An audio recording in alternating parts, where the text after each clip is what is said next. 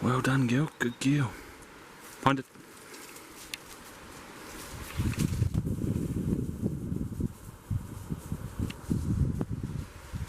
Right there.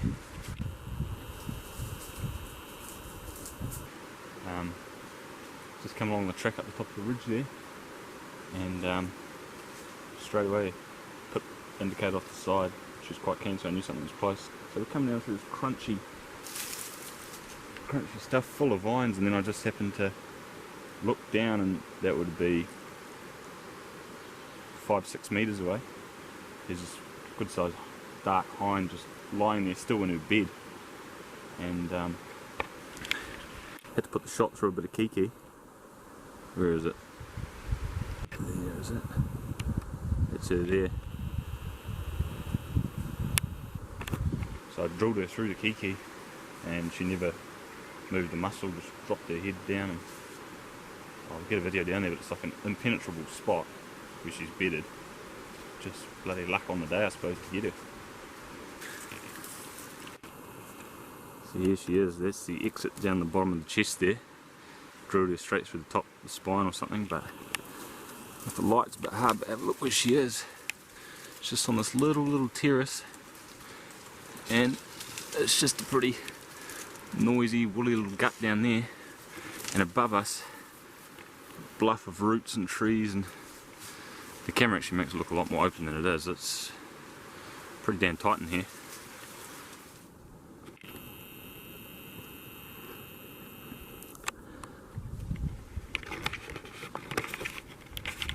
Just come out to retrieve my trail camera. Just a real quick late afternoon mission.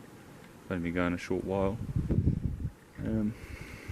Travelled a couple of k's. I'm just heading down to a creek where my trail camera is, and just cutting through some new territory. It was quite tight and woolly, and I was just in that dark little shady creek about 3 or 4 metres away, and I could hear a rustling in this bush here. You can see all the deer here on the bushes there.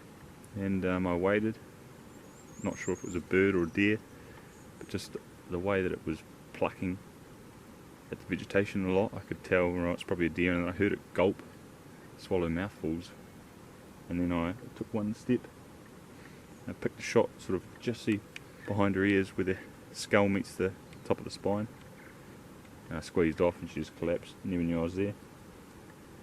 Like I say, just a few metres away at most. Don't know how.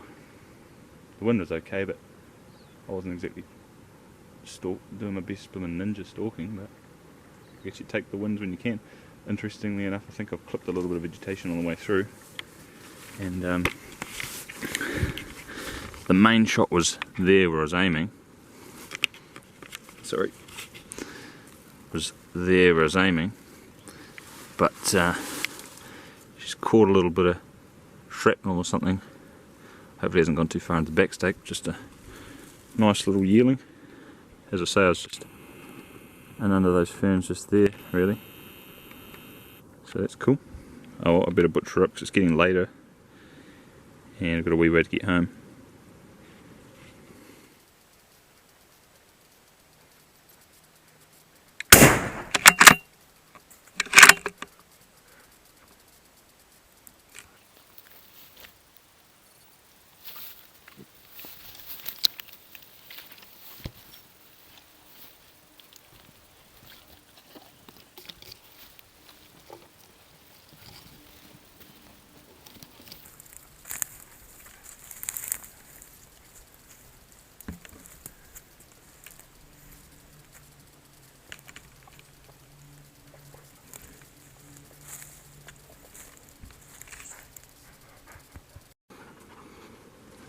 Just a freshly cast spiker by the look.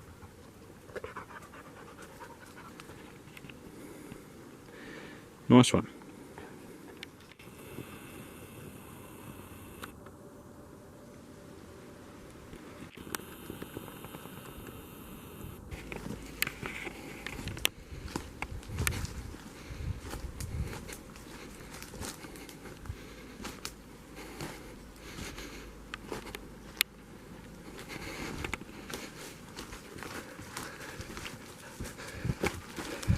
Ooh-wee. He's a big boy. He is massive. Holy hell. Stone dead. 3 on that top. He's a bit uneven, but that's a hell of a better Ruahine stag than I've ever shot. Big massive body foot too. Wow. We're going to have to keep that head, I think. Get that one treated. Unfortunately, it'll probably be a bit soft. I'll have a look. Well, certainly a better than average Ruahine head. Bit of a shame he's in soft velvet. Well, you know, in velvet, but I didn't even see his antlers. I didn't really see his antlers when I shot him. Otherwise, in fairness, I probably would have let this one go. On this side, he's missing his bay and his tray tine. He's just missing his bay on that side, but a 9-pointer. Seems like a big mature stag, so well, there'll be plenty more around, plenty of deer in the Ruahine, so won't be too much of a big loss to the area. Probably would have had a few breeding seasons under his belt anyway, so it is what it is now. I can't really take it back, so just have to make the most of him, and hopefully be some nice venison. We smelt him a wee bit further up the creek there and just dropped down and could only see about here, and ended up shooting him just through the bread basket there, down there, and just dropped him and he was dead straight away. So certainly the biggest stag I've shot in the Ruahines anyway. It's a good mass from the faces. It's not a baby anyway, I don't think. Awesome. Stuck into him.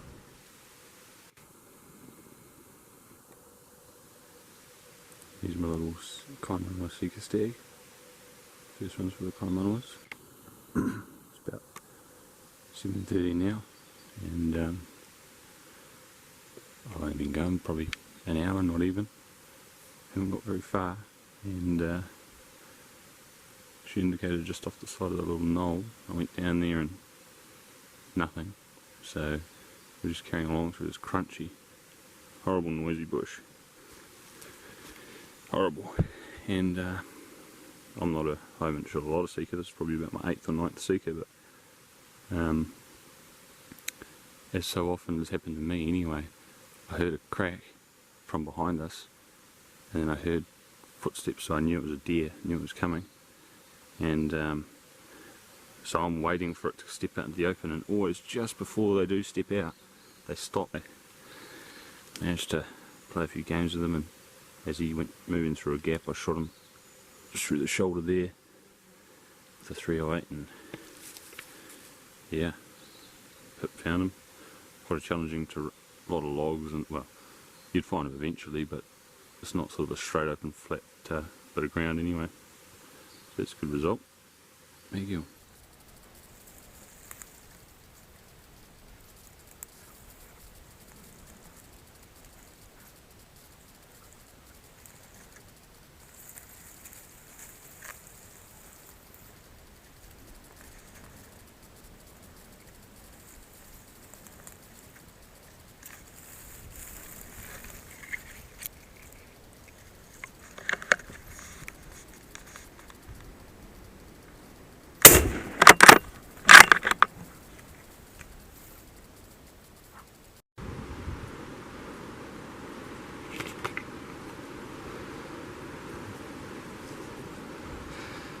Deer was just lying right here in her bed, and Pippa sort of indicated to me she could smell something. We snuck down through some reasonably tight stuff, just opened out, and I could just see one ear and the head looking this way, and so I closed the bolt. She stood up, fired one straight in her shoulder, and it looks like she's only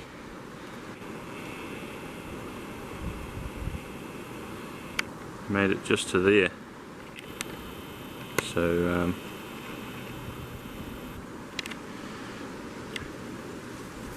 deaf dog, that's the only way I can sort of signal her. She'll go and find that piece of cake. Perfect.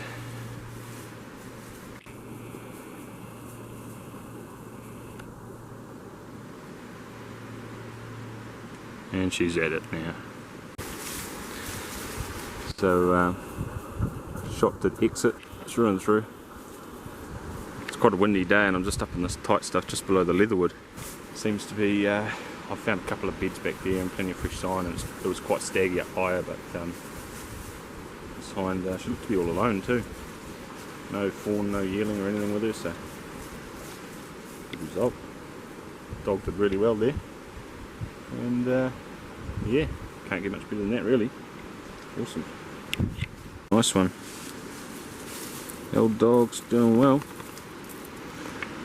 She was bedded up just through there, as I explained in the last clip, so I don't even know if she made 20-30 metres, not even. So soft point went through both shoulders, and yeah, she was out for the count pretty quickly.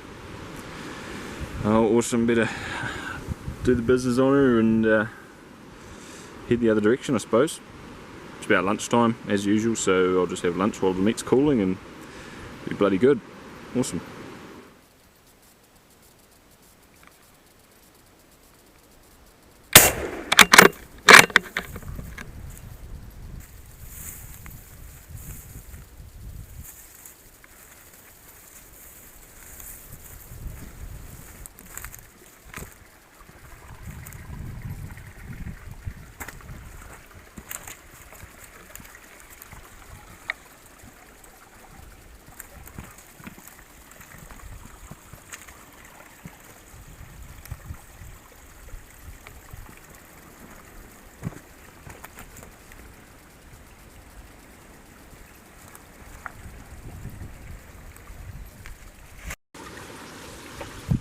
Nailed her. So she didn't run very far, she just came from up in there and just ran around and down to the creek, and bit of blood there. She must have just died as she tried to get up that bank, so good stuff.